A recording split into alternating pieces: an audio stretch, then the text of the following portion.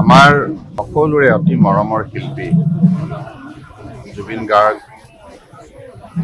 মোৰ এতিয়াও এনেকুৱা লাগে যেন সি আমাৰ মাজতে আছে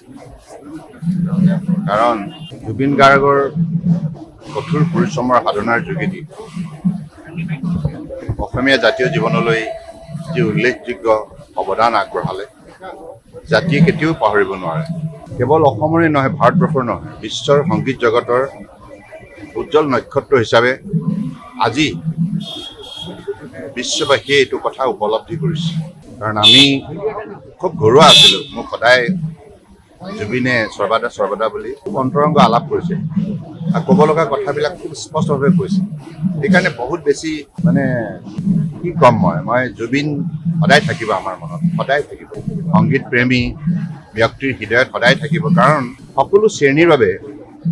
ইমান নিষ্ঠা সহকাৰে সংগীত জগতত কঠোৰ পৰিশ্ৰম কৰি সাধনাৰ যোগেদি যি অমৰ সৃষ্টি কৰি গ'ল এই যুগে যুগে অমৰ হৈ থাকিব মই ঈশ্বৰৰ ওচৰত প্ৰাৰ্থনা জনাইছোঁ জুবিন য'তেই আছে সদায় যেন শান্তিত থাকে আৰু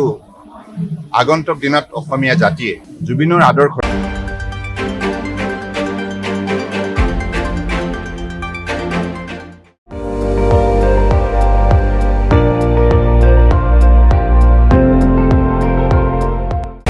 আপুনি চাই আছে ND24